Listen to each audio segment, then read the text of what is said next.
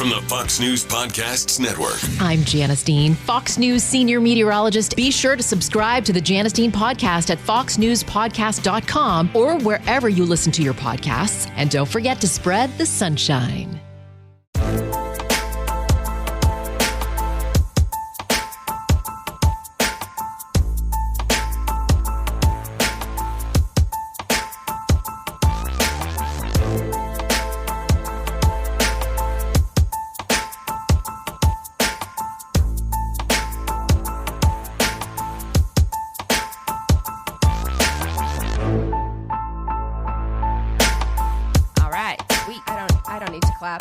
Yeah, the clap line wasn't real high, just FYI. Oh my goodness. What a week. Yeah, right? Oh my gosh. So we're recording remotely-ish again. Right. Well, we're back in a pre-shutdown, and I think we are going to go into full shutdown. That's what everybody's saying. To me, I drove down Ventura because we turned my car in the other day. So sad. R.I.P. R.I.P. My Mercedes. But the lease was up and I don't need a car. I turned it in and the lady was like laughing. She's like, 17,000 miles, huh? Okay. So they didn't even try to sell me a new car. They were just like, cool. You clearly don't need one. You clearly don't drive a car. So, but because I travel so much and I never really need a car for much of anything. At any rate, we're driving down Ventura and I'm like, holy fucking shit. And this is after they were like, restaurants are closed. I put that in quotation marks because clearly no one's actually doing that. Oh, yeah. People are still eating. Like, I'm just like, how? I thought that it was takeout only in California now. No, it's crazy. They've closed the indoor part of restaurants. I see. Oh. So if you have a patio, you can still be open. But here's the issue. Like, we're in one of the biggest spikes ever. And I think they threw restaurants that bone because literally, as they're estimating now, like almost 50% of restaurants are not going to survive this pandemic. Jesus. So Jesus. Wait, I thought our economy was the best it's ever been. Oh, right? So if you have a favorite, like, and I'm not talking Applebee's or Olive Garden or whatever, but if you have a favorite local restaurant, chances are, flip a coin, it's not going to be there next year. God, that's so sad. Because takeout is not enough. It's not enough to pay the rent. It's not enough to pay staff. It's nuts. It's nuts out there.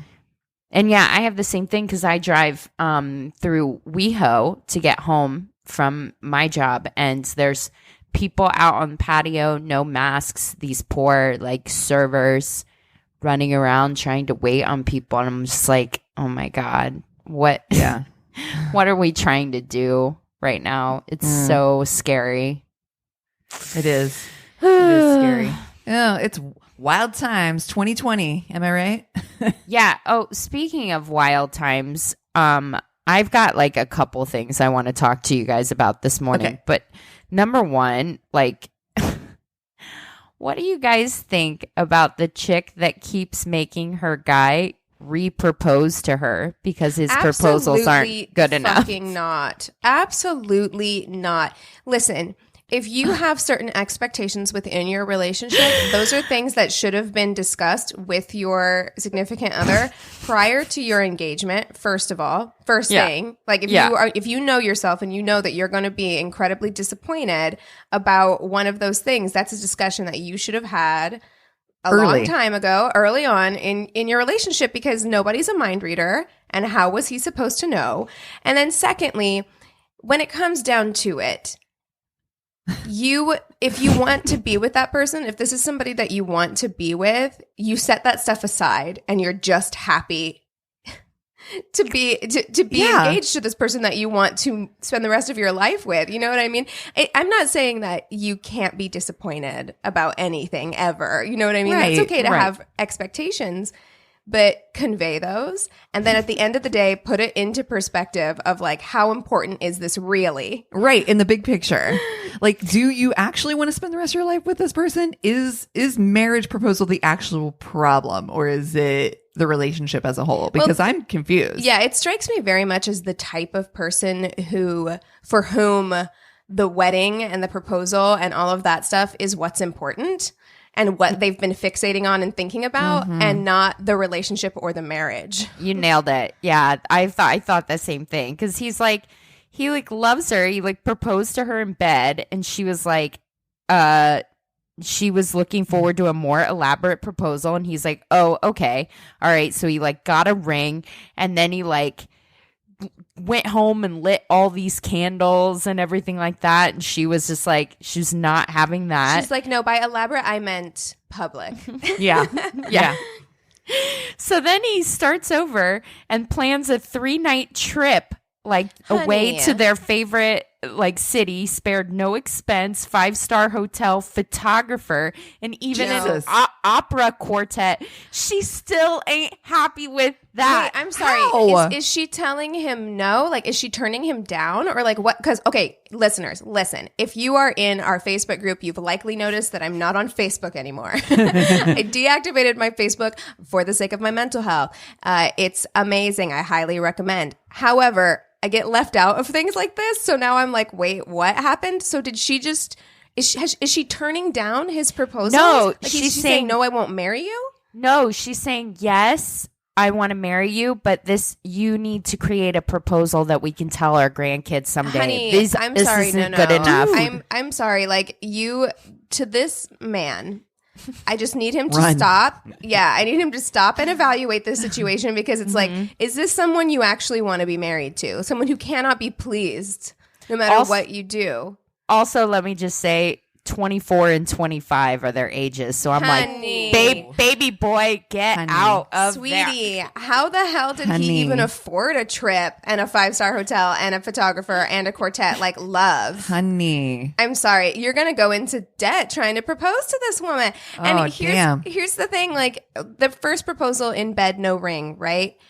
I understand her maybe having a tinge of disappointment there, because I do think just the way our society's conditioning for young girls, especially, we think about stuff like that, and being proposed too many to, Lifetime movies, too many romantic comedies that end in a proposal. Too many, you know what I mean? And so I do think that that's a little bit understandable if she's kind of hey, I'd like a ring. I'd like you to get down on one knee. These are just the way that I envisioned things. Yeah, I get that. I get.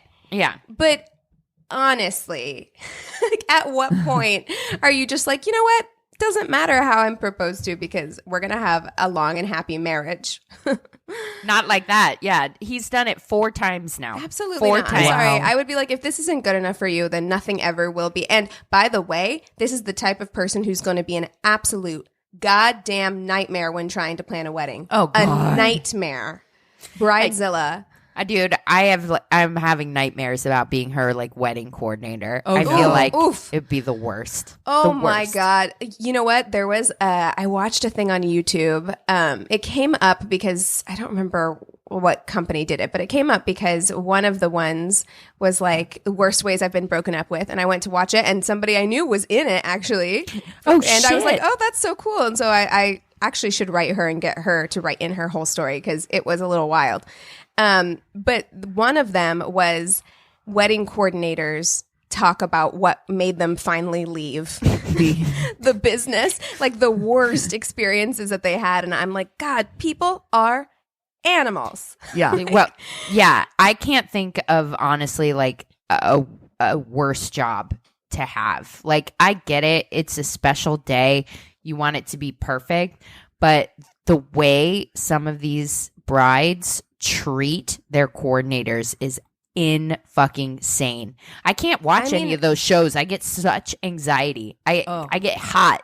Those Bridezilla shows. Oh man, Bridezilla. I used to watch the shit out of Bridezilla, and I always ended up feeling just like this, where I was like, why is this man staying with her? She's acting just absolutely insane. And I remember whenever I used to work in a salon, and I'm sure, Cassie, you can speak to this a little bit, God. but when I used to work in a salon that did hair and makeup, if it was the stylists would fight over not having to do the bride. Oh, see, that's never the thing in our place. Oh, really? Because No. they were like, the brides are, and they would like, they charged more. And like, that's something that we brides always charge more for a complain bride. about. Like, you know, when you're planning a wedding, everything's so expensive, blah, blah, blah.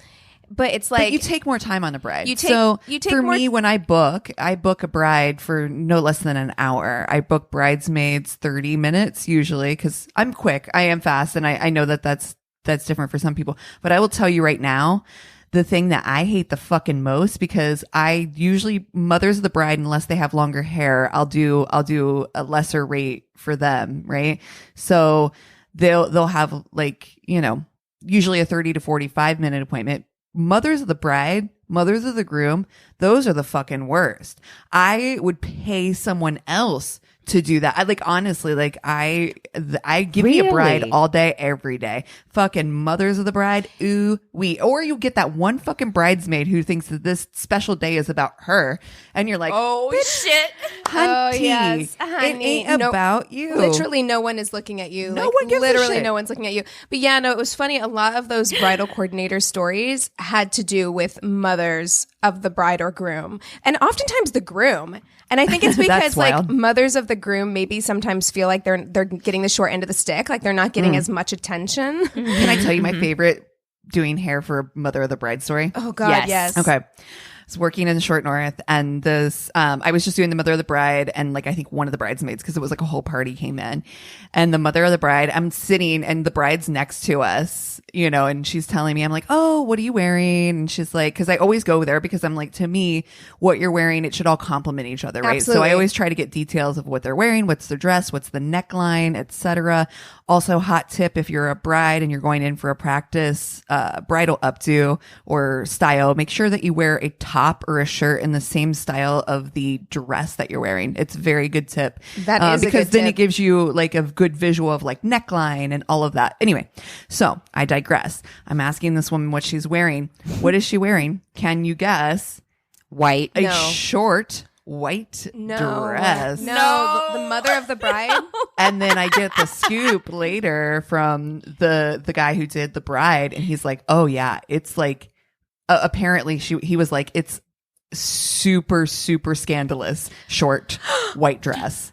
Apparently, What and does she the had bride a major think? fight. So the bridesmaid or the bride was pissed. She hadn't talked to her mom apparently for like weeks since she's known about this dress, and begged her mom not to wear it. But mom's wearing it because guess what? Dad is bringing his new wife or girlfriend. Yes, he is. Oh my God. Oh Way to make it about yourself. I fucking hate that. I hate it because I'm just like, guys, anytime it's somebody else's wedding, like unless the bride is being absolutely ridiculous, unreasonable, which we've discussed. Like I've watched Bridezilla, and on more than one occasion, I'm like, no, you need to tell that bitch off and like walk away or whatever.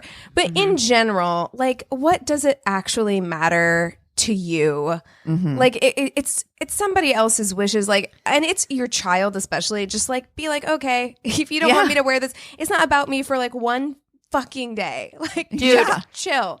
Let me reiterate, that is the perfect phrase. It's not about me for one fucking day. Look at all the people not fucking wearing masks.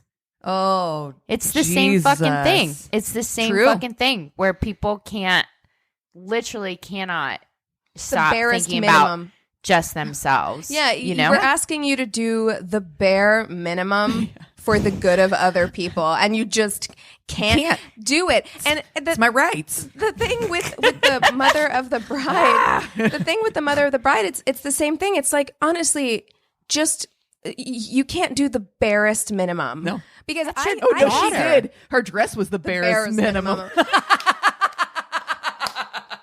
Because I consider myself to be a fairly laid back bride. Like, I'm pretty chill. Can you imagine if Tammy was like, "Hey, honey, I am going to wear this dress, and This it is just below my scandalous- knickknacks." Well, I honestly think like coming in and being just like, I'm going to wear this thing. is also just like, what? I'm sorry, huh? Like my mom, she picked her dress. She sent me a picture of it. And I think she was concerned because the color is like kind of like a pale pink, like a blush, like a blush situation.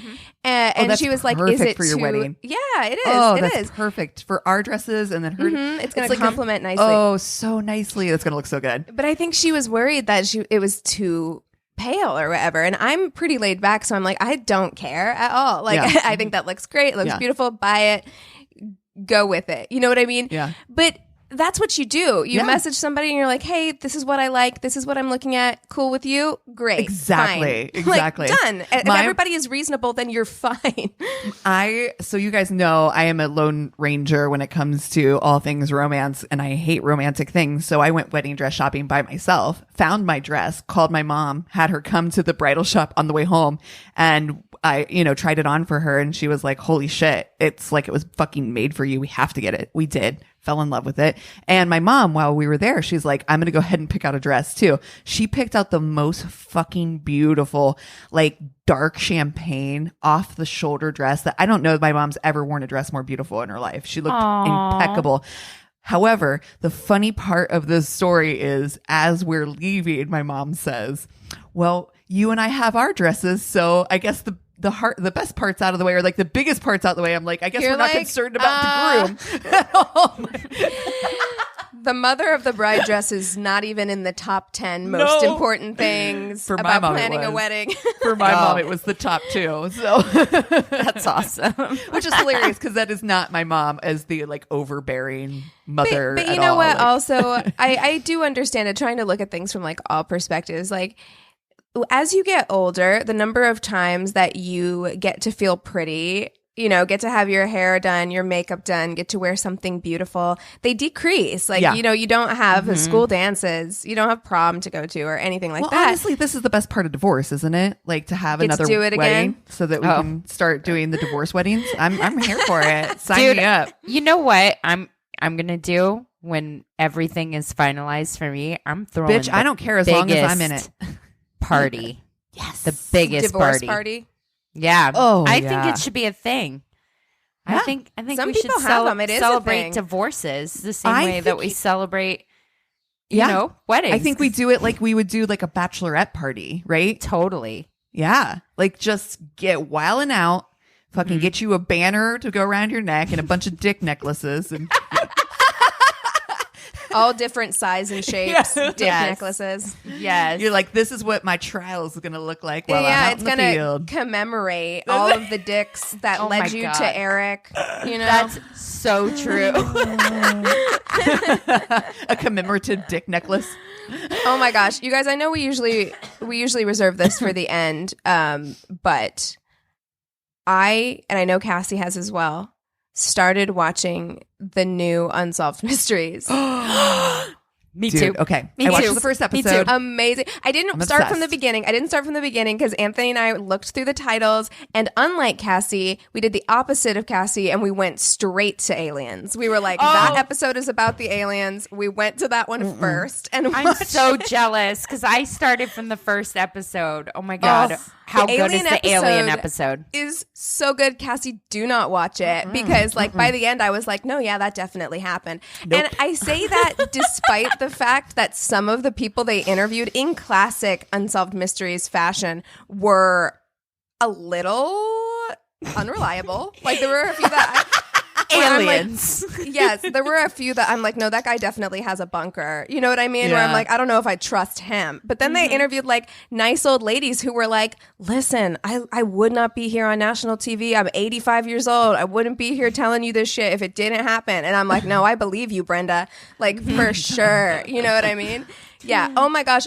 I love the production value is so high. Yeah. And I also love that they kept so many original elements of Unsolved Mysteries. They kept the theme song and all of that. But Did you notice in the opening credits one of the Bobby Stack? Is Robert That's right. Stack. Yes, exactly. I love that they put his picture in the opening credits at the very end, but and to honor him, they didn't have anybody else step in to host the show. See, Chris and I were both kind of like, I wish they had a host. I think that and Chris said to me, he goes, maybe one of the girls from like your murder shows, like Karen or somebody. I don't know. Or Paul Holes, because Chris now is very familiar with all these things, especially because I watched the Paul Holes show on ID or whatever, and then the I'll Be Gone in the Dark. I'll Be Gone in the Dark. Yeah. So I now haven't Chris started is that very one familiar yet. with Karen and Georgia and Paul Holes. Yes, and Paul Holes is very distinctive. I actually think Paul Holes would be a good choice That as is. replacement for Honestly, Robert Karen Stack. or Georgia would be a good choice too. Could you But imagine? I feel like Karen and Georgia have too much, and we're talking about Karen and Georgia from My Favorite Murder, if you're unfamiliar. But Sorry. I feel like Karen and Georgia are almost too humorous. Like Sure. I need like a Robert Stack who's like Paul Holes so is Paul Holes would be serious. perfect. Yeah, brilliant. exactly. Who's like so serious about it that I'm like, well, I mean, Bobby Stack is here telling me that this is a possibility, so I think I might believe it. You know what I mean? Could you imagine if Paul Holes told you there yeah, might be aliens? for sure. I'd be like, I might okay. believe it then, actually. But I actually liked that there was no, that there is no narrator. What do you think, Christina? I'm in between. I watched the first episode, and so like the So original Unsolved Mysteries used to be short, and it would have multiple mysteries throughout the thing. And these are more in depth, Long like form, yeah. long form. And I felt like I wanted an in between because I felt like the original ones were too short, and the reenactments and stuff were just goofy. I mean, as a But kid, so good, loved honestly. it, but yes. These new reenactments are done well. Yeah. though, Yeah. And they're very few, actually. They only put in like one or two. Interspersed, yeah. And they don't like show the faces, so it's more like this is what was happening, my hands are doing something. Yes. Like it's very inconspicuous.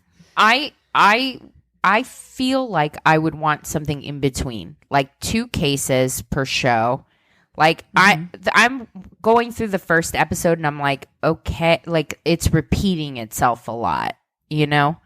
I don't can know see if that. you watched the first episode, but yeah, I'm like, okay, I get it. Like I want to move on. I want a taste of something different, like 2 per show. I kind of felt think. that way. I felt that way a little bit too. I only watched the first episode, but I was But enthralled. I'm still obsessed. still with- gonna obsessively watch like all of them. I mean, course. go watch the Alien one immediately because I feel like with that one might satisfy you a little differently. First of all, not every episode's the same length. And I think the Alien one is only like 38 minutes. Oh. Yeah. And they're interviewing so many different people That it might keeps help. you- They've only interviewed Yeah. like 2 or 3 people in this one, and it's just like, oh my god, I get it already. But yeah, is it episode 5? That's the alien one. It's something about Berkshire. It says like UFO in the title. That's how you know. Like you're like, oh, okay, what's up? Yes, I love it. Last thing I want to talk to you guys about. I'm going to read this to you because Keegan, I don't think that you've seen this. Cassie, you might have. This was also posted in our group. Okay, so this chick has been with this guy for a year. They're living together through quarantine through the last 3 months. He started their relationship with a buzz cut, but during the lockdown, his hair has grown out. As things have reopened, he's been considering going to get a haircut. She asked if he was getting it buzzed again, and when he said yes, she suggested he just get a trim because she digs his locks. Then this happens. Oh no. A few days ago, I went onto his phone to play Spotify, and I noticed he had Tinder downloaded. I opened it up and saw it was set up as a women's account set to swipe on men. It didn't look like he had messaged anyone yet. When I confronted him about it, he told me that he created the account to look at men's haircuts. Oh, Okay. That's what Pinterest is for, motherfucker. Yeah, no. like honey, Google exists. I asked him why he didn't just Google men's haircuts, and he goes, when you search for men's haircuts, it's literally all just male models with undercuts. If you search for a man in his 30s, it's just stock photos. Online dating is the easiest way to see pictures of a few hundred real random dudes in their 30s so I can find a picture to bring to the barber. Listen. Okay. What do you think? I'm actually going to say that yes, I do think that like probably it's real men putting their best picture forward, the pictures where they think they look the best. So I understand it. Like, I'm like, okay, yeah, like that actually does make sense. However, Facebook. Thank you. Like what? Instagram. Just get on Facebook or Instagram or like whatever else. Like there's Follow we have a social media. barbershop. We have social media everywhere. Like there's a plethora of ways for you to see other people's haircuts without downloading a dating app. I'm not buying it. Just Dude, not buying there are it. so many people that are buying it. What else could he have it for? Because it's like he set it up as As a women woman. seeking men. Yeah. So why? Yeah. So I don't know. And also too, I'm like, hey, honey, can you go on your Tinder and pull up some haircuts or anything? I don't know. Like, Yeah, I'm like, I don't know. This is a track to It's me. weird. Chris and I would have a lot of conversations. yeah, regarding because I'm like, that. if that is legitimately his reasoning, your if phone. he could be like, hey, babe, I have this idea. I think this is a good way to see cool haircuts before downloading Tinder or even just bringing it up. Yeah, you know? to be honest, if Anthony had come to me and been like, hey, I had this idea because I'm not seeing anything I like on Facebook or Instagram. I kind of want to see strangers or whatever. Like, what do you think if I downloaded this? I'd be like, fine. You know what I mean? Like, because if you came and told me first, I'd be like, oh, all right. I mean, kind of weird, but you do you. I trust you. You came to me and like you talked to me about it. But So if I'm you like, just found it on his phone, it's weird. It's very weird. No, Like it like might. that. He might be telling the truth, but it's still weird. I don't like it. I don't trust it, and I don't like it, and I'm out. Fuck no. I'm out. Fuck. I like it that's it. That's the thing that does it in. Listen, You're I'm a hairstylist. I ain't fucking going for it. yeah, you're not buying it. Not buying it. There are a plethora of places besides Google, Pinterest, Instagram. Like I said, follow a fucking barbershop that you like. Like there's so many fucking ways. You don't need a dating app. Like it's just so it's fucking no. It's a dead no for me. It's disrespectful. Although I have hate to it. say, some people, I don't want to generalize and say men. I want to say people, but you guys know what I'm saying. They don't always think things through fully. Do you know what I mean? Like, True. like literally, Okay, true. it could be as easy as like he's just like, hey, that's a good idea. Downloads Tinder right away. Doesn't think about it any further. Like literally Exactly. doesn't think Exactly. about it any further than that, which is not ideal. Yeah. But the reason why I'm willing to give him the benefit of the doubt is because it's a women seeking men account. Correct. The only two things it could be is that he's telling the truth, or like my story last week, he is looking for murder victims. There is no in between. Right. Oh my God. It's haircuts yes. or murder victims. That's it. Both. Yeah. Well, I both hate it. Are not great. Yeah. Not ideal. Yeah. Well, I hate it. who should we fuck, marry, kill this week? Well, we did talk about last week when we had our whole conversation about FBI agents, the FBI agents who are on your phone watching your stuff. Who would be like who do you want to be your FBI agent who's monitoring your shit, who has your back? You know, I have to say, okay, I don't know if I want this person as my FBI agent, but I feel like I need to throw him out there because aliens, you know what I'm saying? Oh, God. I'm going to go with Fox Mulder Okay. for mine. Oh, shit. A David Duchovny situation. Okay. Well, I'm obsessed with right now doing watching Alias, and Dude Face that's on there who's like her love interest, Michael Vartan. Oh, yeah. Fucking hot. I think he married her like IRL. No, they dated. Oh, they did dated. date. They dated before Ben Affleck. Oh, okay. Oh, she's got a type. And they're still like good friends apparently. Yeah, he's a good looking man. He's fucking I remember him from Friends. He was on Friends? Yeah, he was on like What's that show? honestly rude. So rude. He was the Richard's son. So Richard, played by Tom Selleck, he was the son on Friends. Oh,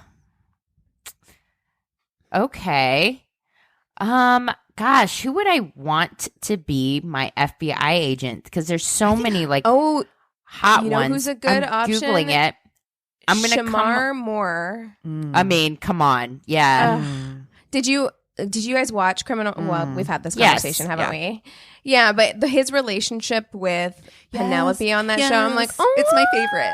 It's my absolute favorite thing ever. So cute. What about Dude Face from what's the show? It's based off a true series where they profile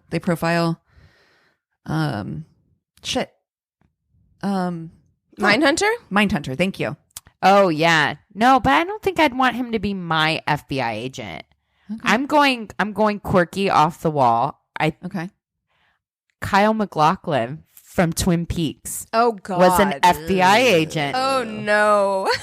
I think I got this figured out.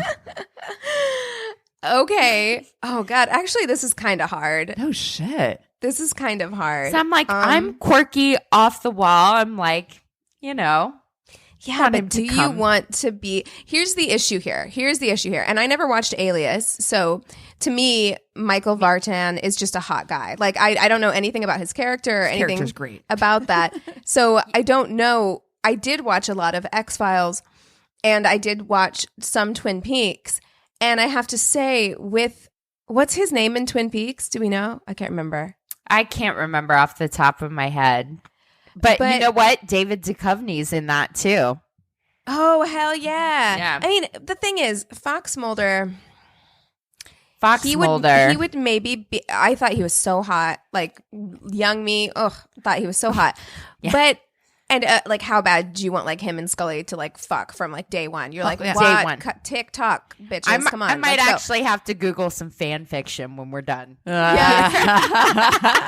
But this him and Twin Peaks guy, who we should look his name Kyle up. McLaughlin. Yeah, but I don't know his character's name. But both of them are the intense, like in a way where I'm like, do I want to be married to that? Like every day, do I want to deal?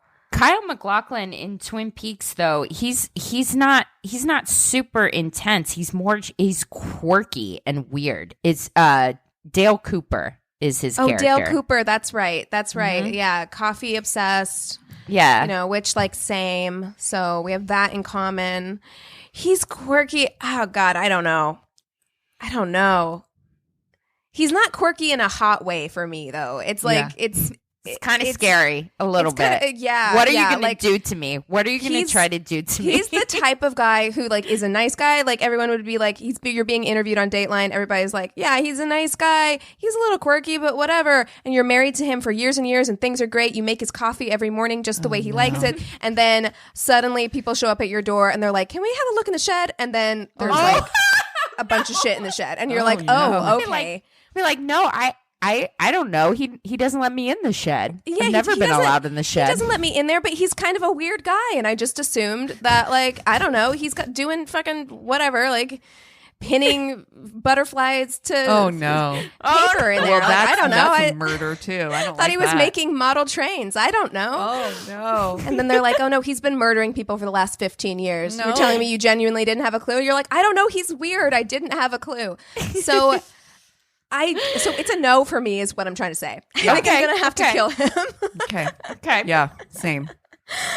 And then I actually think this may be a mistake, and this may be nostalgia talking. I think I'm gonna fuck Michael Vartan because I'm like, he's very hot. Mm-hmm. Yeah, he's very hot. French American.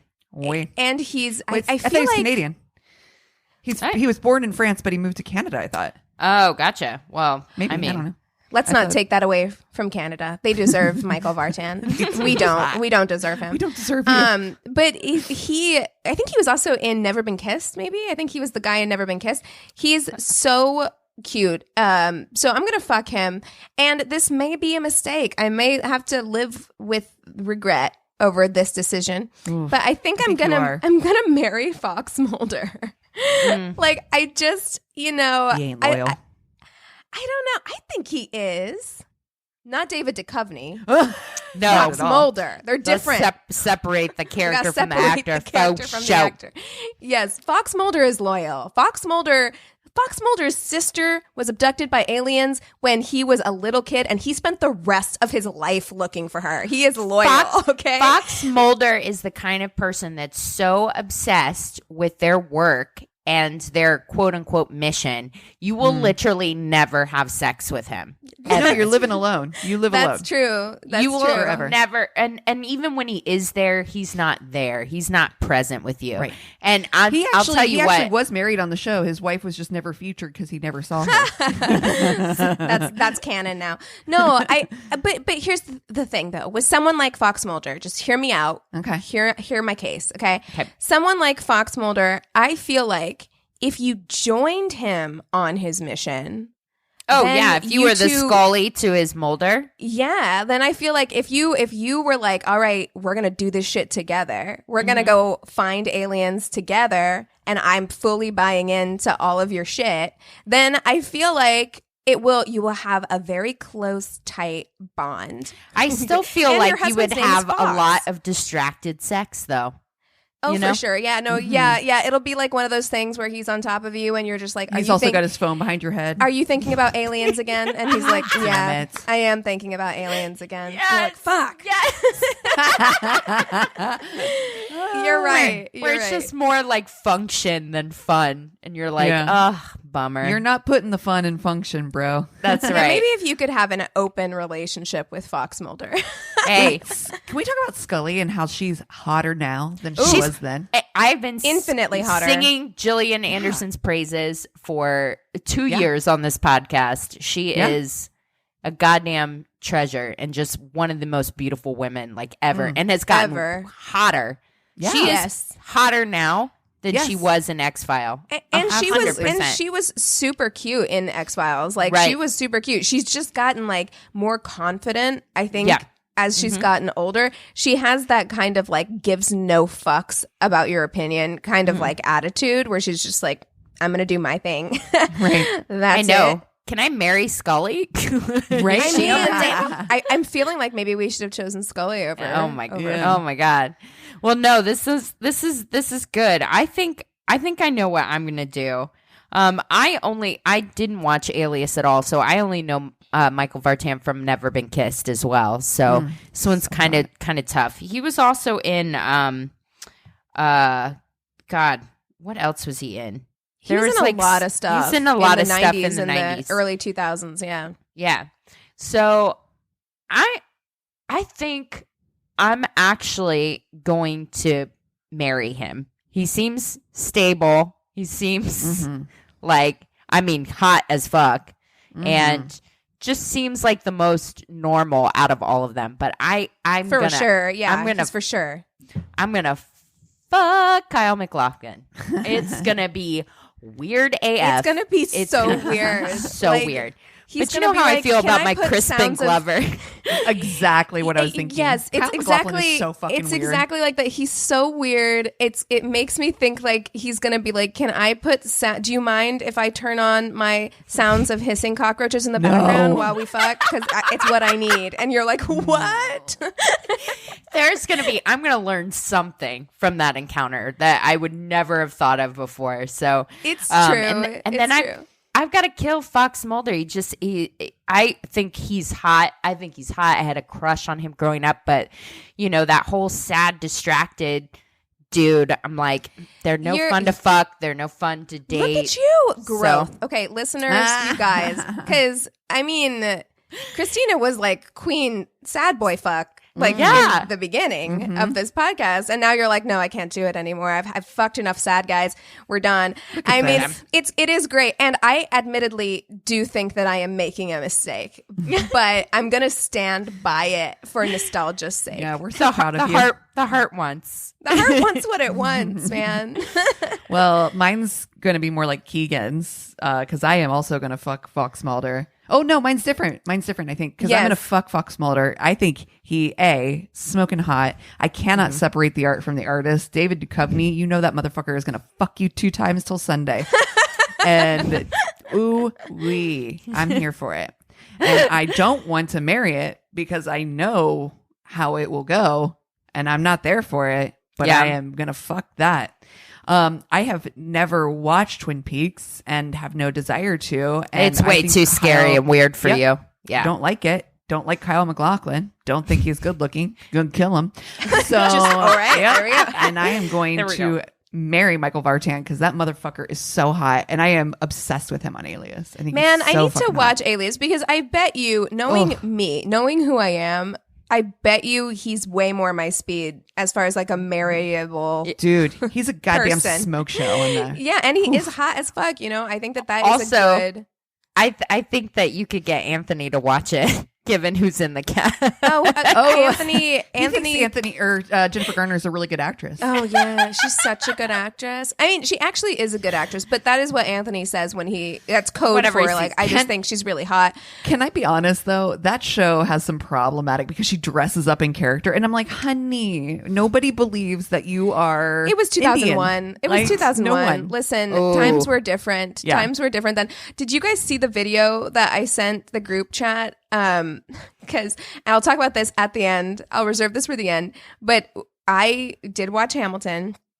Oh my gosh, amazing! But I sent you guys a video of Jennifer Garner On Laughing Gas. She was on like a dentist. Like, yeah, I sent a video where she was on like laughing gas from the dentist, and she was crying about Hamilton. She was like, so good. She was like she's on medication, and it's like David after the dentist, and she's just like, it's just so beautiful. I can't stop crying. Oh my god! Why am I not getting these? I haven't seen any of these. I don't There was something know. else yesterday you said you sent, and I'm like, I never saw that. It's amazing though. So, all good choices. Applause all around. We all had different choices. I do want to shout out, we have 2 new patrons. So I want to give them their shout outs. So thank you so much, Hannah Hewsome. I think I'm saying your last name right. Thank you for joining us on Patreon. We are so excited to have you. And Jessica Kokobova. Welcome. We will have your Patreon rewards out to you ASAP. V soon. We love that you have joined us on there. If you have any fuck, marry, kill suggestions or anything, your requests get bumped right up to the top. So go ahead and send those in. We'd love to read them. That was very ad-like. Your voice. Thank you so much. Thank you so much. Back to you, Christina. I'm preparing for my career in AM radio. You guys want to take 5 and we'll come back with stories? Oh, yeah. But by the way, this is my worst date, and I'm Keegan. Yeah. I'm Cassie. I'm Christina. Look at us. Now we'll take 5. From the Fox News Podcasts Network. I'm Janice Dean, Fox News senior meteorologist. Be sure to subscribe to the Janice Dean podcast at foxnewspodcast.com or wherever you listen to your podcasts. And don't forget to spread the sunshine. And we're back. Okay, Cass, you want to kick us off with stories? I'm going to do that. All right. So I got this one from Reddit, and I don't know why. I think it's very funny. I hope you guys do too. I think we'll have a lot to talk about. Someone at work set me up on a blind date. The girl was about 8 to 9 years younger than I was. Date was delayed because she was in the wrong restaurant on the other side of town. Then during dinner, I found out. That's something I would do, to be honest. Like, that is something that I would do. Like, they're like, meet me at this place. And I'm like, I know where that is. And then I go and I'm like, oh, you meant Cafe Gratitude on the other side of town. Fuck. Got it. Be right there in an hour. Find out at dinner, she's one. She's an anti-vaxxer. And not just vaccines cause autism anti-vax, but flu vaccines are full of poisons anti-vax.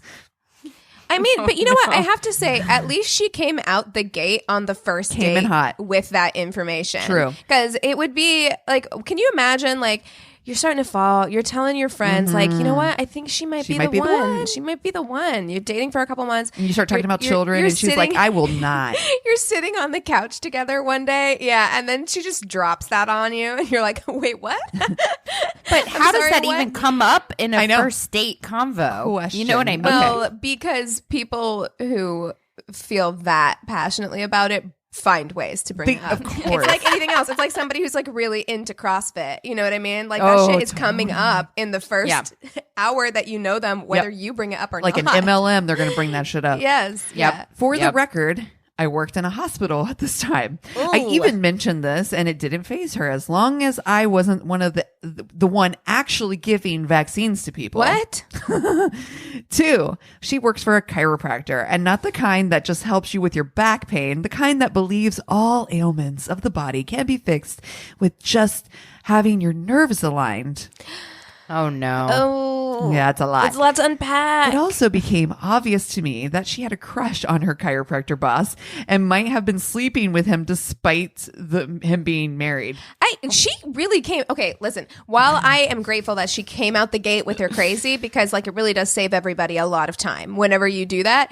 It is, to Christina's point, it is kind of weird that like it all, like all of that. How long is this date? Yeah. Were you sitting there for 5 hours? Because that's a lot of information. It's a lot of information to give up very quickly. And I think that too, like truth be told, like if you're just talking about your boss and his nerve alignment and how incredible he is and like, get me out of here, get me the fuck out of here. At the end of the day, she had not eaten even half of her dinner and offered to give it to me after it was boxed up. The only good to come out of that ordeal was my reassurance and sense of self, because this girl was very pretty and young and had zero interest in her. I knew some men who would just do anything to sleep with her, but that wasn't God me. bless.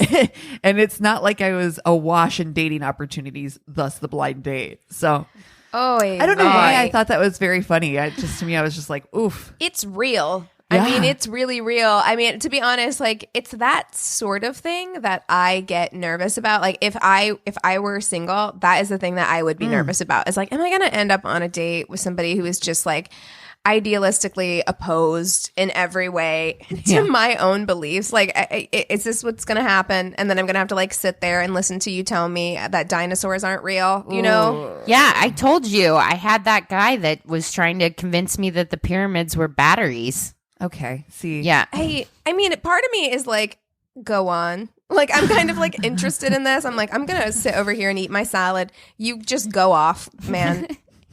But aliens. Listen, all I'm saying is hear me out. Aliens.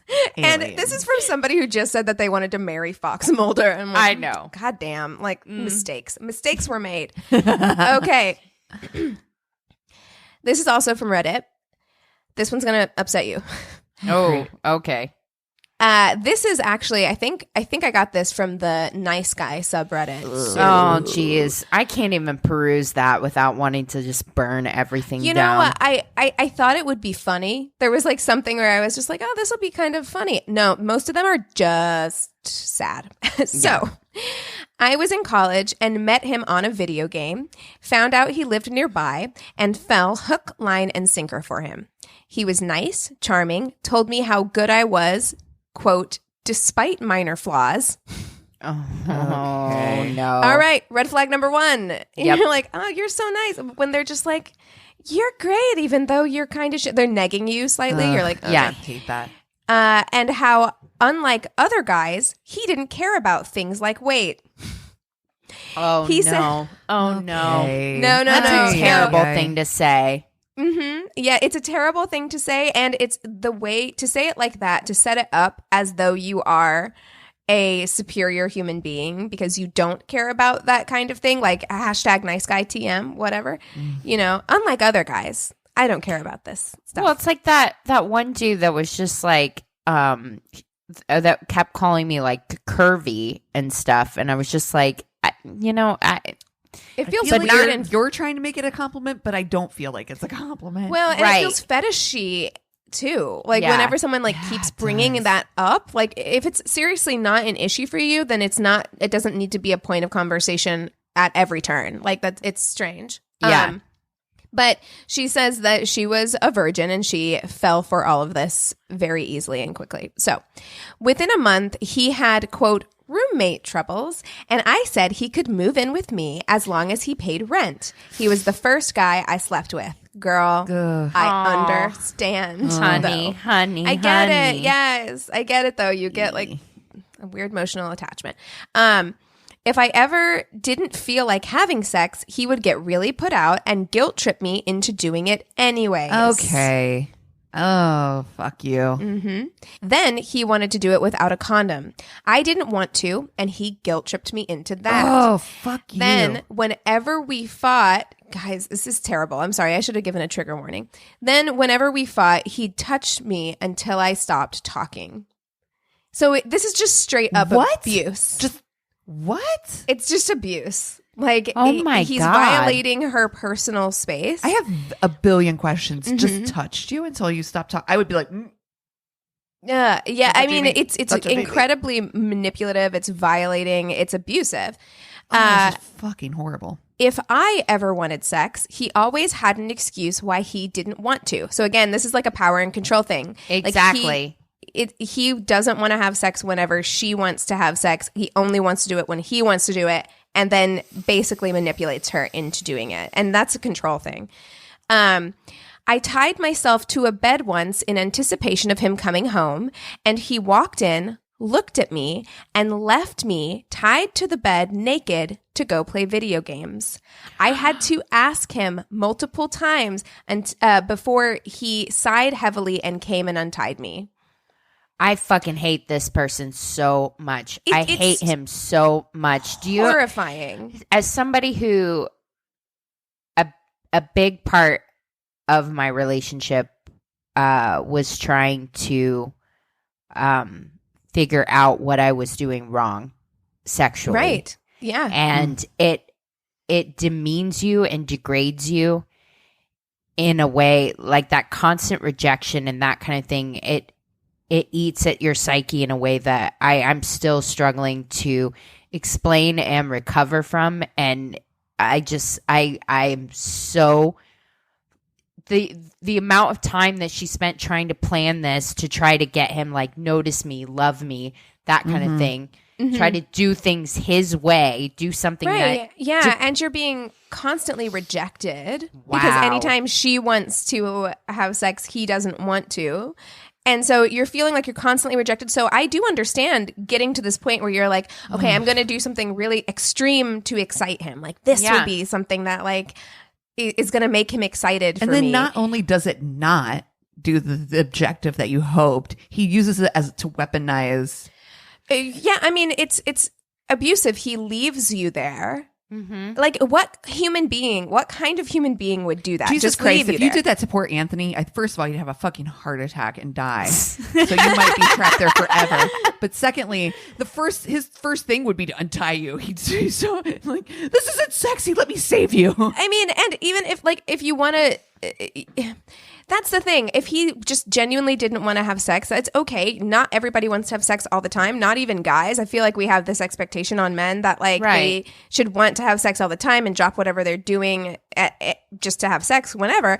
So, but it's okay that he didn't want to have sex, but he should have articulated that, untied her, and said, thank you for putting in this effort, but I'm not in the mood, Yeah, there's Use just your a words. way. And the thing is that it ends up turning into a vicious cycle between like the abuser and the abused, because speaking as somebody that did end up trying so hard, like that isn't attractive to the right. abuser, because you're like a wounded animal. It makes them want to hurt you more, if that Yeah. makes sense. Yeah, And it so does. then the right kind of person would see that and be like you said, like untie you and just be like, you're really beautiful. I'm just not really feeling it that way. Like sprung on me. Exactly. Like it could be a Yes. conversation. It could be a thing. But when you, it becomes such a vicious cycle. And especially when you're younger and you don't The have first somebody. person you've had sex with, can you Yes. imagine? The first person you've ever had sex with is treating you like this. Ugh. Like, horrible. It would really, I mean, it's traumatic. Then he stopped paying rent. Always had a reason he couldn't do it. He stopped cleaning because that was my job. I was working full-time and a full-time student and doing an internship. He was working part-time and playing video games the rest of the time. Then he'd get critical of me very quickly. He would berate me for leaving dishes in the sink, telling me I was going to get sick, then guilt tripping me about being too tired for things, commenting on my weight and telling me how lucky I was he was there to look out for me, being sure to tell me how other guys would take advantage of me. This is all classic abuser stuff. When I finally told him I wanted him out and that we were through, he convinced me to have sex with him because I didn't mean it. I told him to use a condom and he didn't say anything. He just didn't do it. Wow. I slept on the couch that night and cried myself to sleep. He told me he always had a plan for people who double-crossed him, that when he met someone, he figured out how best to ruin their lives in case they ever fucked with him. I told him to leave and kicked him out. For months, I was terrified of what he would do to me. I haven't seen him since. Good riddance. Edit, forgot to mention, he left his concealed carry license on the counter when he left. Unsure if he forgot it or if it was used for intimidation, but it scared the shit out of me because it felt like a threat. Oh my God. Wow. Sorry, I know that one's not funny, but every now and again, I'm just like, guys, especially we talk about like nice guy TM culture, those look out for those red flags. It's never anybody's fault for falling for manipulation. Like, don't ever beat yourself up about that. However, what we can do is move forward with the knowledge of like, if somebody is telling you how grateful you should be that they're in their life, that other people won't appreciate you or love you the way that they appreciate and love you, those are all manipulation tactics that you should steer clear of. Yeah. You know. Anyway. Wow. Yeah, no, I would also say the one thing that we've said almost from the beginning of this podcast too is just like, surround yourself with fucking friends. Yeah. Honestly, like, I wish that I had done that when I was younger, because friends give you a different kind of confidence in yourself, and you shouldn't strive to find that confidence in a relationship because it won't work. It will not work. If you derive your self-worth and your confidence from a relationship, which is something I did when I was young, it doesn't work. It deteriorates the relationship. You can easily fall into one of these abusive patterns, these codependent patterns. Right. And you've got to fucking surround yourself with friends and doing the things that you love. Surround yourself with work, things that you're passionate about. Those are the things that are going to give you self-love, self-confidence, so that you don't get trapped in a situation like this. Right. I mean, and friends will also give you that perspective of like, good friends are going to tell you if they're like, look, if they see the red flags that you don't. Right. Yeah. Or if you're very casually mentioning things to them that you think are normal, that they know are not normal, they will voice those things to you, and they will be that voice in your head that's like, you deserve better. You deserve to be treated better. Right. You know? Yeah. And it might push you to get the confidence you need to get out of that relationship. Can you guys hold on for 1 second? Chris is about to take a walk and asked if I could take a break for 1 second. Sure. He has to ask me something. Hold on. There's a falcon out here in front of the gate, right in front of the gate, that is eating a pigeon. And now there's just blood. My God. There's blood. Oh my God. Oh my God. We're going to have to step around it to get out. Oh my God. First of all, birds aren't real. Secondly, birds are fucking terrifying. Savage, man. That falcon looked me in my eyes. Yeah, you did. I went over there and it was like, what? That's a fucking dinosaur. Oh my God. Jesus Christ. Oh. Dude. It tried to take off with it in its, but it's like a small falcon, so it's only barely bigger than this pigeon, and it tried to like take off with it in its talons and then just dropped it, and now there's blood everywhere. Oh my God. Yikes. Well, I live here now, so I'm not going anywhere. No, I don't blame you. Not with murder falcons outside. Jesus, that's the last thing we needed in 2020 was some murder falcons. Great. Honestly, now murder falcons. Here we go. Perfect. This tracks. Sorry. Wow, well, that was very exciting. Well, back I again. have a story from Reddit as well. And I'll just dive in. Okay. So this guy says, I went on an OkCupid date once. The girl and Never a good start. Nope. Ever. The girl and I drove past a mattress and box spring hand wrapped in plastic. I drive a truck. No, honey. Okay, hold on. Pause, because I know what's about to happen. And I have to say, unless you are 18 and in your first apartment, Even then, it's a bad move. Even it's then. a really bad move, you guys. don't do it. I mean, my first couch. On a first date. My first No. couch came from the side of the road. I'm not gonna lie, but No shade, but do that on your own fucking time. Anyways, she asked and then insisted that I stop and get the box spring. She wanted me to put it in my truck and then help her put it in her second-story walk-up apartment. that Okay, first this of all, isn't actually a date. She just saw that shit earlier. Was like, hey, you got a truck, right? yes, seriously, he probably has a picture of him with his truck on OkCupid, and she's like, "That'll work." I don't want to go hire a U-Haul. She's too cheap to go get a new box spring, so she definitely isn't paying for a truck. I politely said no. I do not think this is a good idea, that there is a pretty solid chance of bed bugs because sealing an item is what you try first when you have those nasty little things. She was having none of it. I refused. She started crying, telling me, I don't know how it is not to have things and that it's easy for someone born with a silver spoon in their mouth to write off a free box spring. She didn't know me at all and made these assumptions based on who knows what. It was hard to hear since I came from absolutely nothing and worked my ass off to get to where I am. So we pulled into the restaurant. No. And she settled down a bit. We ordered our food. She answered a phone call at the table. It was a friend that had an extra ticket to a music festival. She really wanted to go, but had just started a job serving food at a restaurant. I suggested that she not call her boss and ask for days off. I worked in the restaurant industry when I was younger, and I knew that her supervisor would not let her call off from her first weekend. Right. Yeah. She called her work anyway.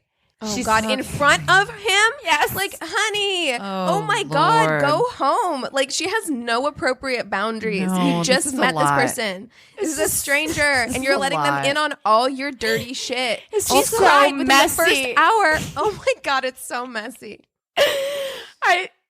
She called her work anyway. She started crying when her boss said no. I felt my bad God. for her boss, to be honest. Yeah. Her boss fired her on the spot. Whoa. So now you're sitting with a girl who just got fired. Oh, my God. Is crying and wants a free box spring. Yeah, I paid the check with both of our meals still steaming and untouched. On the way back to her house, we reached a stop sign. She jumps out of my truck Oh, my God. and ran towards a trash pile. She came back with a hand Day-Glo painted end table and threw it in the back of my truck. When I got to her house... Okay, I'm sorry. We need to pause and break that down. It is a Okay. Day-Glo painted end table. And you jumped out at a stop sign. Some 15-year-old painted this table and then was like, you know what? I'm now better than 16. this. Yes, exactly. And I'm going to throw this away. And this grown lady, I assume. on a date. What It's the just fuck? like- oh my and God. then threw it in your truck bed. When I got to her house, I said nothing, just put it in park and hit the unlock button. She then took both of our to-go bags and ran off with her new end table. Wow. Wow. You know woo, what? That's wee, wow. we haven't had a really good like who raised you like in a minute. I feel like that is a real who raised you moment. Like Oh, Lord. what? Do not take my leftovers, dude. Honestly, like, of everything she did, that's the thing that would have put me over the edge. I'd be like, I at least wanted to go home and enjoy my dinner. I had plans for that fucking carbonara, bitch. Exactly. Exactly. Jesus. Whoa. I'm surprised. You know, she had a friend call and ask her to go to a music festival. I'm surprised she has friends, because somebody who behaves like that all the time, you're like, you know that she's putting a lot of emotional labor on those friends, man. Absolutely. She's she like, had to be the last on a girl first date, she's like, hey, stop and get that for me. You have a truck. It's just like the sense of entitlement that, and then it's she just like, cries. you don't know me, but help me with this. There's also very something big thing. There's something about adult people who cry when they don't get their way that is so off-putting. Like, it's so off-putting. Okay. Well, that's that. That's that. Well, and if you hate that, you're gonna hate this. Okay, let's do it. Wee. Thank you. All right. So I'm very excited, Christina. Ooh. And here's why. I'm finally doing the story of Chris Watts. Yes. And not to say yes as in like this. No. This motherfucker is one of the biggest pieces of shit ever. Garbage. Did you guys see? Sorry. No, but I mean, you all know that like one of the biggest things I'm fascinated by are family annihilators. Mm-hmm. Yeah, that's right. Familicide. That's right. Did you guys see recently? I don't know if it was Walmart, not trying to throw them under the bus if it's not them, but it was some company, like photo company, that used like, so, you know, they were like advertising that like you can take all these pictures and make a collage and put it on a blanket, right? Mm-hmm. And one of the pictures was Chris Watts and his family. No, wasn't. And they used it to advertise, like, you can put your family's pictures on this blanket. Oh, no. And people were like, excuse me? I'm like, whose fucking call was that? Like, how did this slip under the radar? Oh, no. Anyway. Oh, no. Holy shitballs. Dude, could you imagine? All right. Well, I got a lot of my my information from NBC News. I also watched Family Man, Family Murderer on ID, which actually had a plethora of really updated and good information. Mm-hmm. It's August 13th, 2018. Nicole Atkinson is in a panic. She's been trying all morning to reach her friend Shanann. They had just returned from a return the evening before. Like, they got back 2 a.m. in the morning, really late the night before, from a work trip, and she had dropped her off at home. Shanann had not been feeling well during the trip. She has lupus, and she's also pregnant at this time with her third child. Shanann and her husband, Chris Watts, were expecting their first son, already named Nico. Oh. Nicole knows. Nico, what a cute name. I know. Nicole knew Shanann hadn't a scheduled OB visit the next morning and had been trying to reach out to her to see how she was feeling. Also, during this trip, she'd been feeling poorly, but also some tensions from home had popped up while they were on the trip. Shanann had noticed a charge on their credit card, that was suspiciously high for just one person. She had to have had prior suspicions to this, honestly. If she's looking at her credit card statements that thoroughly and then sees like a bill come in from a restaurant and is like, yeah, this is for sure, suspiciously high charge. Yeah, for sure. She definitely, that seems to me like there were definitely things that she was like, just maybe looking at things slightly more closely just to see, because that's definitely what that feels like to me. She already had suspicions, because otherwise, if you fully trust your partner, you would explain that away. Something that simple. You'd be like, oh, maybe they had a big lunch that day. Maybe they took their friend out to lunch, or whatever. Twice. I would never question Chris over a big bill I would exactly assume that. I'd be like, oh, he went out to lunch with a coworker, bought them lunch or something. Yeah. And here's the thing. Like, at the end of the day, like cheating to me is so cowardly, because it's like, you can't use your big person words to express like a feeling of discontent, like and try to like have an adult solution. And that's why like family annihilators like are like the epitome of that they're so incapable of voicing Adult adult talk. or Yeah. addressing adult concerns, that they have to go to such an extreme to avoid a confrontation. It's they actually create very something like fascinating. this.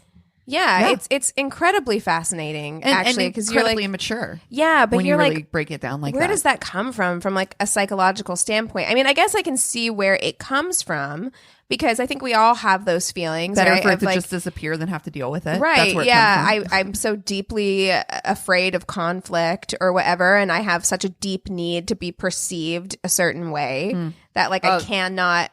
I That's just cannot early handle. childhood shit. That's like Yeah, it is. parents that don't talk about feelings. That's like, Yeah. ugh. Okay, sorry. It's levels for sure. So this is also happening. So the trip, to say the least, so this work trip with her friend Nicole, she's working for Lavelle, which is a multi-level marketing company. So they're in Arizona. That's what this trip is. And like I said, so the her being sick, not feeling well, not being able to deal with some of these health Suspicions, issues, and she's then pregnant. suspicion. So I mean, here's the thing too. A lot of autoimmune diseases like lupus and stuff are triggered by stress. So Yep. very much, some of these, lupus things that she's dealing with and these illnesses could very well be related to the stress of some of the stuff that, was going on at home. So again, her friend is like freaking the fuck out. And she's like, I haven't, seen her, and she's no response. So she ends up going by the house. So she's been texting her, calling her all morning, no response. She goes to the house. No one answers the door yet. Again, she knows she's got an OB visit. She goes to the house, notices her car is sold in the garage. She's worried. So she's like, calls Chris, who's her husband. And Chris is like, no, she must be out. I know she had a play date with, the kids, and she has to be out with the kids. Don't worry. Nicole's like, but I am worried. And being the best fucking murderino friend on the planet, says, nah, and calls 911 to report a have suspicious. good friends. Have good That's friends. right. That's That's right. right. You're like, her shady ass husband is telling me everything is fine, but Yep. my intuition is saying nah. So Yeah. I 100% Yeah. count on you guys doing something like Yeah, that for me. 100. If Eric was like, oh no, she's fine, I'd be like, Put her on the doesn't feel right. fucking phone right now. You go wake her up. I don't care if she's asleep. That's weird. I'm going to call 911. So she does. And she's like, when Chris returns home, the police are already there. The police had, gone around the house, checked all the windows, didn't see anything in there, nothing. But they did see like her shoes by the door. They saw some stuff with it, but definitely nobody was home. So Chris finally arrives. Like, he comes straight from work, obviously in a panic. And he, pulls up. It's funny because the police are wearing like the cameras, the like Body cams, yeah. Yeah, body cams. And so like you can see him pull up in his face and how he reacts. It's all very strange. Trash. Nicole starts to, so they get into the house, and Nicole starts to immediately point out things. She's like, her purse is still here. You see her on the body cam opening the purse, and she's like, nope, her medication's I in here. She would fucking never go anywhere without this medication. Love this bitch. Like, this Yep. bitch was like, you know what? I could just call 911 and let the cops handle it, but nah. She got in her car. She drove over there. She's She like- went inside, and she's like, I don't trust Chris to point out all this shit to you, so I'll be the one. Oh, her you purse see is still her. here. Her medication is still here. She would Somebody's never leave this. lying. Her Who's suitcase lying? is still unpacked from the night before. The bedding, when they go into the bedroom, the bedding had been stripped, and they find a bed sheet in the trash bin. Oh, yeah. Nicole's like, BFF. I'ma help. I'ma help. Yeah. Y'all what? don't know. Yeah. Here's the thing, guys. I don't know about you, but when I change my sheets and I take my bedding off, I don't throw them in the trash can. I traditionally put them in my laundry basket. That is true. Or just Unless, straight to the washer. Eventually those sheets are going to need to be thrown away, but typically that's a once in every how long? And it's Couple weird. years. It's weird that if I'm missing, that's the day that I decide the to day. throw the sheets away. Yeah. I'm going to leave town without my purse or my medication while I'm pregnant. And you know what? While I'm at it, I'm going to go ahead and make the bed and throw these sheets out. Yeah. Like, We don't need these What? anymore. Jesus Christ. Shannon and Chris had a mutual friend, had met because they had a mutual friend. So when she had received, so this is kind of how they met. When she'd received a message from him on Facebook, she was hesitant, but he was persistent. And Sorry. And after becoming a couple, they marry in 2012. They relocate to Frederick, Colorado from North Carolina, hoping for the location to be more ideal for Shanann's lupus. Shortly after, they have their first daughter, Bella, followed then by Celeste, who they call Cece. Which, oh my God, how adorbs is that? So fucking beautiful. And like this to everyone from the outside is like beautiful, perfect couple, beautiful children. Like they literally look like a stock photo that you would use clearly on a blanket. Yeah, but I mean, like that was obviously someone's fuck up, and I can't help but think that that was an intentional thing that they did. But to that point, they do look like that. They look like a stock photo of a perfect family. Right. Mm-hmm. So when they, they're looking at this case, they're walking through this house and everything's so suspicious, they're like, this is really fucking bizarre. Like, why would this family of all families, met wholesomely? He's such a loving person. She has a plethora, like a strong Instagram and social media, like, presence. Thank you. Presence is the word I was looking for. Exactly. Where she's constantly sharing stuff. She even shares, like so much. And a lot of it had to do with her MLM business, of course. And she's definitely that friend from school who would like message you and be like, hey, hun. Hey, girl. Hey, girl. Been a long time. Do you want to be a boss, babe? And there's like 20 emojis and you're like, I'm going to just walk right out of this conversation. Yeah. But she's like, but she does have a lot of friends. She's got a lot of people who follow her, and her life has become Instagram and Facebook and social media. So much so that even like when she decides to share with her husband, she has this really fucking cute shirt that says, oops, we did it again. And it's like, she films it. So she like films like their lives and their perfect existence, on social media, right?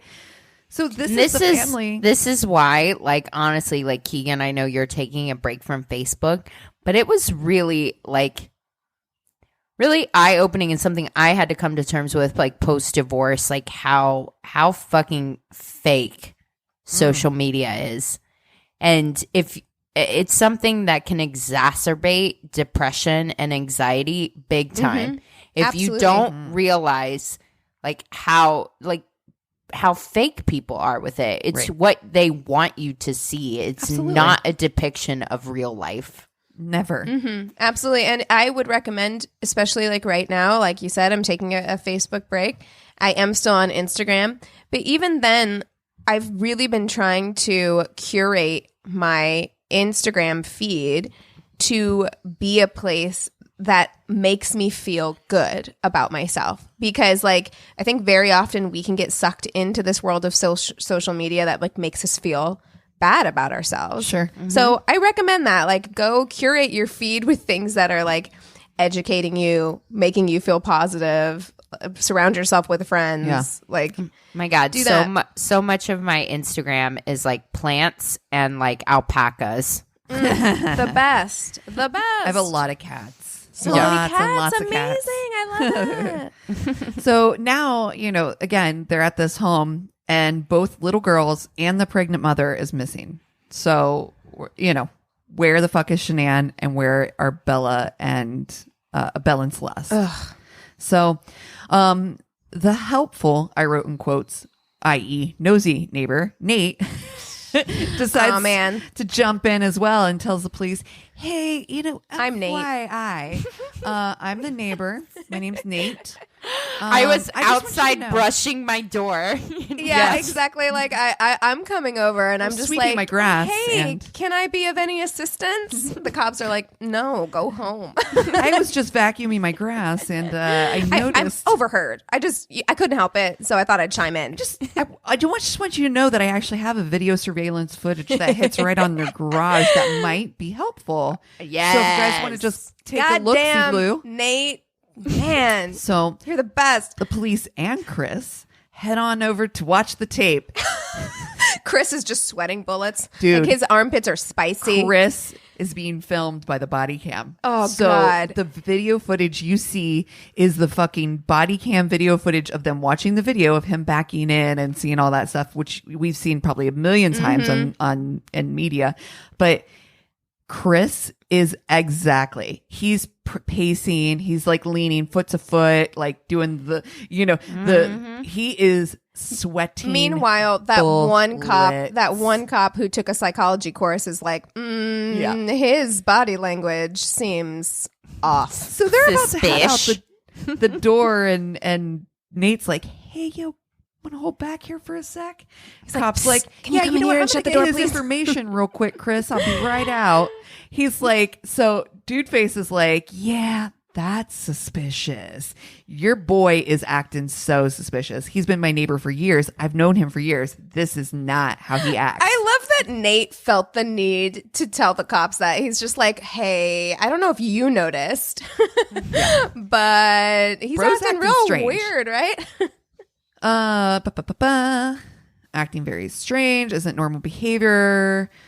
He's basically like red flags everywhere. Unfortunately, at this point, though, there's no other than odd behavior, other than the suspiciousness, there's not really anything to go on because the video doesn't actually show much of anything except for the truck pulling back in and no one actually seeing her leave. So literally, they see her come in. There's a video camera surveillance on like their Ring camera from the house that when she comes in at night, late, when she's being dropped off, no one sees her again except for the truck being backed into the garage. So suspicious AF, but not necessarily. There's not really a smoking gun. Right, because she could have gone out the back door, could have left the house another way, sure. But it is unlikely. Like if you are trying especially since her car's still there. And if you're trying to get out with children, why would you make it more difficult or more complicated on yourself? Why wouldn't you take your car? Yeah, why wouldn't you take your car? Why wouldn't you go out the front door? You're pregnant, you got lupus, you're trying to wrangle 2 kids to leave. You don't take your purse, you don't take your car, and you go out the back door. Mm-hmm. Yeah, why? That never happens. 0 times. So a little backstory as well beyond this happy facade. In July of 2018, before this, Shanann and Chris were having some problems. So she had taken the girls to her families in North Carolina for 5 weeks. He had also revealed that he wasn't super thrilled about the 3rd child. So they were having some real issues in their relationship. As news of this disappearance went out, police were contacted by a woman called Nicole Kessinger. She shared with the detectives that they had met at work and become close. He told her, so this is the thing, as soon as this went out on television, as soon as like detectives were like, "Hey, this person's missing," and so are her kids, she's like, "Whoa, wait a tick. This is the guy I've been seeing, and he told me he was getting divorced. This is really bizarre."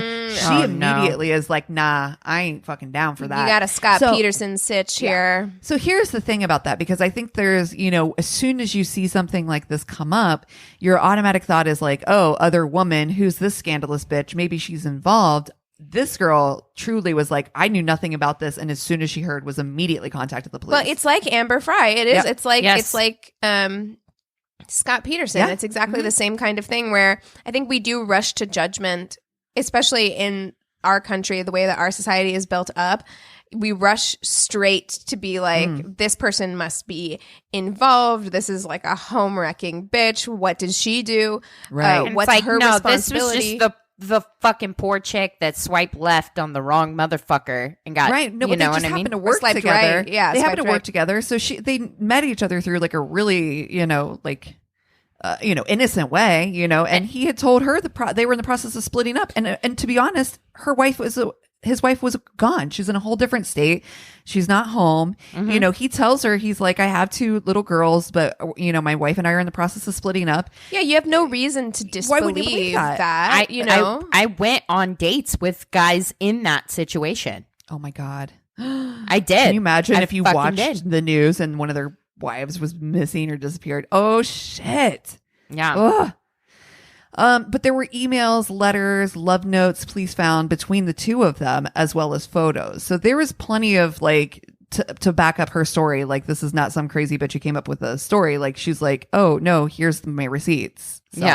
So the police now were laser focused on Chris. They had tracked his work truck's movements and were giving him a lie detector. Motherfucker. Like, honestly, like he. Just a bad criminal, really. No, dude, the level of fucking narcissism too with these fucking dudes who can't, or most of the time dudes who are incapable of fucking using their big boy words and talking through emotions, they still think that they're fucking better than everybody. And it's so fucking wild? crazy. And I'm just like, It is wild. they have the It is emotional wild. maturity of a fucking toddler. Well, and yeah, they think that they can put in absolutely no work into this crime, essentially, and that they're still going to get away with it. Because I think they fully expect that they will. Oh, yeah. And it's like deep narcissism. It is. And the wild thing too is I was saying to Keegan yesterday, because I did tell her what I was doing, and I was like, dude, I honestly was like, oh, this went on for months. This was literally between 2 days. All of this shit happens within 2 days. This is how fucking ignorant this motherfucker And it's a really combination of him being dumb as fuck, Yeah. and also, like, again, her, Shanann, having people around her who gave Care. enough of a shit to be like, No, sir. we're not today, not on my watch. That's Yep. right. I mean, her friend was immediately like, hey, I'm not hearing from my girl. This isn't right. I know she's not been feeling well. This To could be honest, anything. everybody in this situation thus Yep. far, except for Chris, Came correct. Came correct. Like, Yep. yeah, The like neighbor- neighbors, like I'll chime in to help. This is like the village taking care of this one person, right? Like the neighbor Right. was just like, I can help. The That girlfriend would be was me like, for sure. girlfriend was like 911. Hey, I just want you to know that like I'm not involved in this. You know, But like your boy might be. So they do track Chris's truck. They track it all the way out to a well site using at this well site. So Chris is an oil worker, so he works in many oil fields. This is one specific site that he has worked at. This is where they track his truck to this site. Using a drone, they actually survey the entire area. So they have a drone going over this area to see if there's any disturbances in the ground. But what they do find immediately is they find a sheet that shockingly matches the bedding that's missing from the home. well, imagine that. I mean, that's not suspicious at all.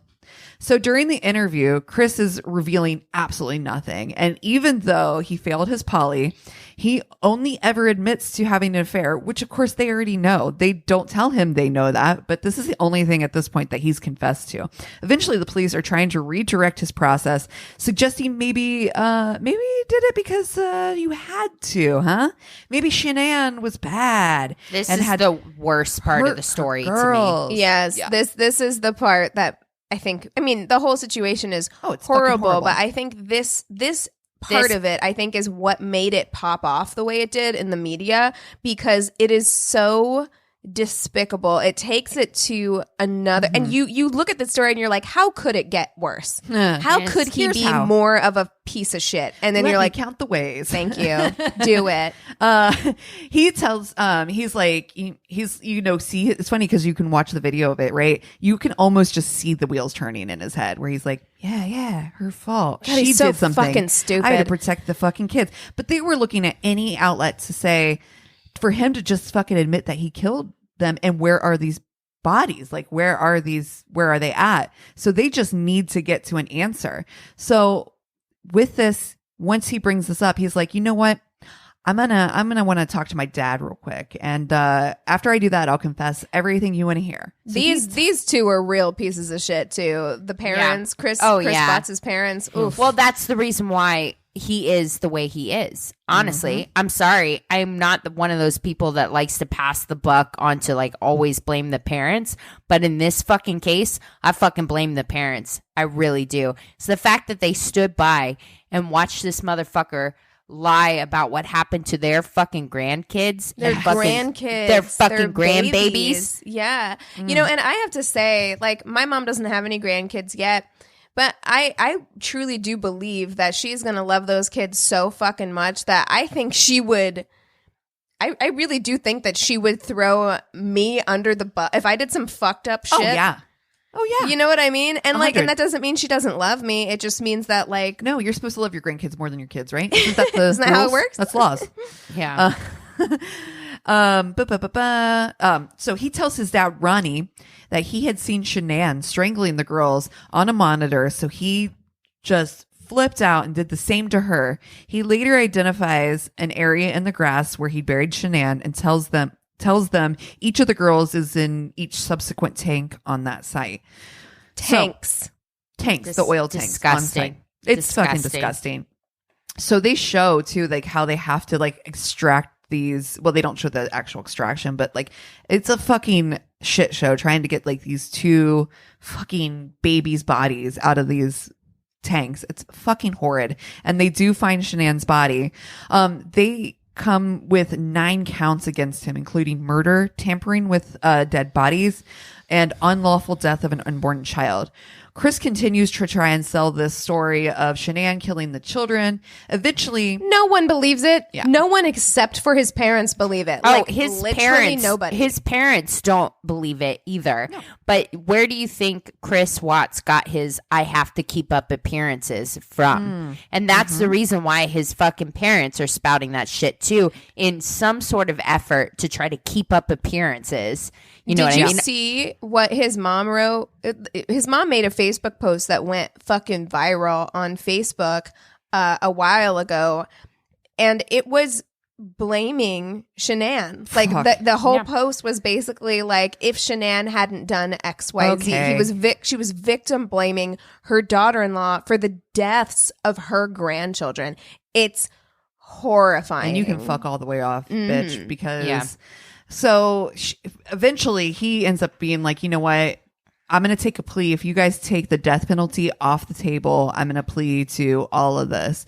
And he is sentenced with the maximum. That's 3 life sentences plus 86 additional years for the death of their unborn son, Nico, which was really important apparently to Shanann's family, that he also get penalized for that.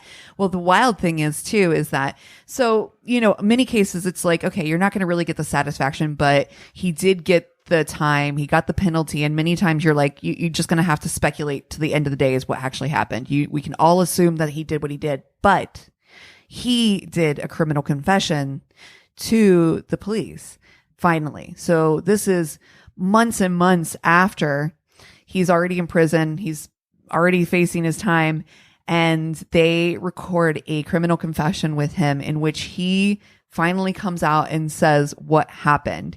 He said that Shanann had come home late. They had gotten into a little bit of a tiff, but ended up having sex that night. They woke up in the next morning and she accused him of having an affair because of the receipts and all that stuff. So they got a big fight. Yeah, exactly. So he says he strangles her. He couldn't stop strangling her on the bed. And then his daughter walks to the door and is like, "What's wrong with mommy?" And he says, "Mommy's just resting." And so he takes the 2 living children, puts them in his truck, puts their dead mother in the back of the truck, drives them out to this oil site.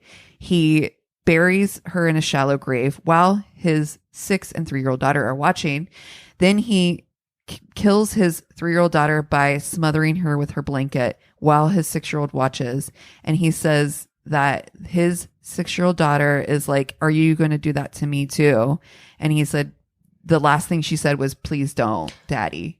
Oh my God. It was, I'm telling you, when I say that I've Like, never cried, like a monster. I literally was fucking just tears. What a fucking, How could you do that? Like, shit. I don't understand. You're missing something as a human being. Exactly. Your children, your babies. I'm telling you, 2 beautiful, precious babies. And I don't even like kids. Yeah. You can cut that. No, it's true. I'm the same way, and I can't fathom it. Like, I can't, and I think that's the reason why I will always like research stories like this, is because in an attempt to understand. And I mean, I'm 38. Kids have always been like off the table for me. And I thought it was because, like you, Cassie, I was like, I don't like kids. But Right. I think what it comes down to is that I take the responsibility so seriously. Like, Yes. like almost a debilitating amount that I can't even be able to comprehend being able to deal with that much love and Yes. care for another person. Like, I just don't know how I would be able to handle day-to-day life with another human that I'm responsible for. And just the idea of somebody not only being cavalier with that responsibility, but negating it in such a way that is so violent and so antithetical to being a human. It's very difficult. Yes, that's exactly it. I feel like you have to turn off part of your humanity in order to do that. Like, you have to compartmentalize in a way that I think that I'm just not capable of. Because in that moment, I mean, because people are weird and complicated, and I'm sure he would say that he loved his children. So how then can you do that unless you are able to turn something off in yourself? I don't see how else you would be able to accomplish that. It's so, it's unfathomable. Yeah. And he's like, now, of course, he's regretful in prison. I hate to even talk about it because he doesn't deserve to get those feelings shared. You know what I'm saying? Like, honestly, fuck you, dude. Fuck you. Fuck you. No, I think it's a crazy in love in almost a perfect sense, because I don't think that there is a better example of somebody that was so crazy in love with themselves. Yeah. Well, that's true. Yeah. You know what I mean? It's and the highest level of narcissism. Everything from about Shanann's perspective as well, I think, Yeah. very often it comes back to, when we do these crazy in love stories, a lot of the time, it comes back to that fear I think we all have of not knowing who we're married to, not knowing who we're in a relationship with. Yep. Because how do you know that you're with somebody who is capable? You have children with somebody who is capable Of killing you and them. That kind of evil is like, that's what's so scary, and it's weird to tell these stories because I don't want the takeaway to always be like, oh, it's terrifying out there. Like, sorry, deuces, good luck. I don't want that to be the takeaway all the time, but it is an important thing to just acknowledge that, like, just be careful. Yeah. Yeah. Well, and I think the thing of it is too, is that, I think probably from Shanann's perspective, she had it all, right? She had like a beautiful family, and her thing was too, is like, she was really like, especially when you think about like her talking about their relationship early on, and she's like, he took on me, I'm broken, I have lupus, I have this problem. And it's quite possible, just like in my story from today, that he even verbalized those things to her. I'm sure. I don't he care did. about the fact that you have an autoimmune disease, but other men won't put up with that. Right. Sure. So, there's that aspect of it too. These people, they play on your insecurities and your deepest fears. And like, all of us just want to be loved and accepted. That's all any of us want, really, like when it comes down to it. And people like that will play on those feelings. And I don't know. I think that's what makes stories like this so absolutely tragic and devastating. Yeah. Yeah. And she did so many things right too. She had a really strong group of people around her that cared for her too. And that, I think, is the other part that's so hard about this story, is that, I mean, she did what we talk about on the podcast. She had strong friendships, people that were like, "Nuh-uh, girl, I'm looking out for you." Which is another reason why the case was solved so quickly. I mean, we talk about it being solved quickly because he's a dumbass, which is true, but it was also solved so quickly, because she had people around her who raised the flag immediately and turned that alarm on immediately, right, to make sure that she got justice, And like, for him, here's the thing. Does leaving your family make you kind of a shit person, like kind of a shitty husband, kind of a shitty dad? Like, yes, it does, but it's infinitely better than taking your whole family out because you personally can't handle the responsibility. Just fucking leave. No. Just leave. Yeah. But these people won't do that because they can't stand the idea of being perceived as someone like that. But and having their children taken away from them, except that you literally are so worried about your kids being alive away from you that you'd rather them be dead. Yeah, it doesn't make sense. It's weird to look at these things and try and rationalize them because you can't. It's not. It's not rational at all. It's really, really sick. So that's a horrible story. I'm glad that you tackled that one. Yeah, totally. It is a good crazy in love because it It does. Like, how well do you ever know somebody? And it's like, it's really spooky. Really spooky. And speaking of, thank you for Nicole for who like fucking came in and was like, nah, I don't know about this. BFF of the year. Yeah, for real. Speaking of, we kind of mentioned it a little bit earlier, but today happens to be 15 years married for Cassi. Ahorn. Yeah, we're celebrating by not going in public. Hey. No, congratulations. Being married is work, and I don't know if many people really think about it. It can be really good work. It can be really hard work. It's rewarding. Sometimes it's infuriating, but 15 years is something to celebrate. So congratulations. Yeah, thank you. Congrats, Thank Cassie. you. I'm excited. Yeah. Yay. What are we watching this week? What am I? Oh, we just started the new series, the new season, of Marcella. Oh, man. Oh, nice. How are you liking it so far? We're like only a couple episodes in, and you just get thrown right the fuck in. It just takes right the fuck off. It So feels okay. like I watched the trailer for the third season, and it feels like it's almost a different show. It does. It's still good, but you really are thrown into a whole new scenario. Like she's obviously, I guess I don't want to give anything away, but it definitely do you like takes British a crime turn. procedurals? The first two seasons are fucking perfection. Beauty. And this so far we've only gotten a couple episodes in. So far I like it. I'm not as quite enthralled with it as I was the first two seasons. I'll say that, but I'm still giving it an opportunity to come correct. Totally. Okay, well, I've watched a couple of things. First thing, Anthony and I, because for years and years, we saw the trailer for this years and years ago, and we were like, we need to watch that because it looks like up our alley as far as just like weird fucking horror shit. And so we were like, let's watch it. Finally, it's a German movie, so it's scary. It's about to be uncomfy. It's a German horror movie called Goodnight Mommy. Nope. Oh, Jesus. Nope. I've heard of this. No, thank you. It is. I hate it already. Look, it was really good. Like, if you like movies like Hereditary, like those kinds of very unsettling horror movies. Good Night, Mom. Yeah, if you like psychological horror movies that are like very not. I guess it's not even horror. It's like a psychological thriller more than anything else. That it's gonna fuck you up mentally. This movie was so uncomfortable. Oh, shit. But it was good. It was very good, but I'm telling you, if that's something that sometimes I just like to put myself through that. I don't know. Maybe it's based in some kind of deep childhood trauma. Who knows where that comes from? But sometimes I feel like I need to just watch a movie that's going to fuck me up. That did it. And it's German. You have to read the subtitles, but it's good.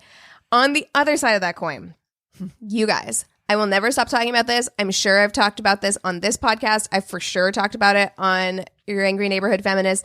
It is something that I think will be probably one of the biggest bragging rights of my entire life, that I got to see Hamilton in like the first week that it was on Broadway. It was my first time in New York. It was like my third day in New York. What? And somehow we got tickets to see Hamilton with the original cast. No way. The first week on Broadway. No at way. the Richard Rodgers Theater. Yeah, I have pictures. It's insane to think of that now because of what a phenomenon that musical was, that just kind of randomly I was able to go see it with the original cast. And actually earlier that day, my brother and I were just walking through Manhattan. The day we went to go see Hamilton, we were walking through Manhattan and ran into Lin-Manuel Miranda. No. Yes. Oh my God. I didn't get a picture with him and I hate it. I took a picture of my brother with him. Obsessed. We talked a little bit about New York pizza, and then I saw Hamilton that night. No way. Yes, it was insane. We were like, hey, you remember me? yeah, I was like, we're going to see your show tonight. And he was like, okay, cool. And I have an Amazing. In the Heights tattoo. Like, that's how much like I am obsessed, right? So Hamilton, they released it on Did you Disney have it Plus. when you saw him? I did, and I didn't tell him. And I'm just like, I don't know. I froze. Okay. I'm bad with celebrities. I'm really bad. But so it came out on Disney Plus. Anthony and I like got settled. We got coffee. We like went home. We shut all the blinds so that it was like dark in our apartment, and we watched it. And it's amazing. Like I had seen it live with this exact cast, and it's just incredible. Like Anthony, he doesn't listen to this podcast anyway, so it's fine. Rude. I know. I remind him how rude it is all the time. But Anthony cried like 4 times. Oh, wow. I can't wait. I'm excited. Yeah. So I highly recommend, if you want something that's going to make you feel things, but feel things in a positive way, go watch Hamilton. Especially if you like musicals. But even if you don't, I think people who don't like musicals will still like Hamilton. Yeah, I'll let you know on that, because Eric's not a musical person, like at all, but he agreed to watch it with me, so I'm stoked. Yeah, it is long. So if he's someone who doesn't like musicals, maybe actually take a break during the intermission, like go, step outside, have a smoke or whatever. But yeah, I think even people who don't like musicals can appreciate how amazing. It's just brilliant. It's brilliant. Yeah. Well, I've been watching 2 things. I've been watching The Outsider. Speaking of so scary good. things. Holy fucking It's so shit. good. I know. Holy shit, it's so good. Ben Mendelsohn is Superb. incredible. And Cynthia Erivo, when you get there, Oh my she's God. crazy good. Yeah. She's so good. We're on like episode, I think 5 or something. So they just revealed like what this thing is. Oh my Lord. I was scared last night. So here's my palate cleanser. Okay. I don't even remember what this show is called. We looked to find the dumbest thing that we could find on Netflix to go to sleep to. And it's called like Southern something. And it's almost like a Southern version of Mythbusters, where they find survival products and then they test them out to see if they work. Oh my God. Well, you need to find the name of this right away. I am so interested in that. It's like, oh wow. It's like Mythbusters for preppers. Exactly. Exactly. Myth That preppers. is exactly what it is. And I was like, oh, I'm fucking hooked to this. It is. They test out all these fucking crazy ass survivalist products. They're like, well, let's set a house on fire and see if it actually works. Just gonna watch people eat dehydrated mac and Just cheese MREs. for the next like 3 hours. Oh my God, dude. I love it. They're like constantly like blowing shit up. They're like, let's test these flame retardant suits. And then they get out this big ass like flamethrower and like, You're like, light okay, dummies let's do on it. fire. I'm like, well, Jesus. that flame retardant suit is not worth my money. Look how badly it just burned up. You know what's So a bummer great. is like how topical that's going to be, how necessary that information might be for us. I'm like, when I'm stalking my prepper basement situation, my prepper bunker, when I'm stalking it, I need to watch this show so that I know not to buy the flame retardant suit that doesn't actually work. It's retardant, not resistant, right? I think it's called Southern Survival. So check it out on Perfect. Netflix. It's like really, really dumb. But like I said, Amazing. if you like This will be so great for a Mythbusters, homestead. For sure. exactly. Well, anybody else? Nope. Okay, well, if you've got stories, if you've got stuff we should watch, if you want to just reach out and say hello because quarantine has got you lonely and kind of crazy like all of us, go to our one-stop shop of a website. It's myworstdatepodcast.com. And thank you guys so much for listening. We love you. Cheers.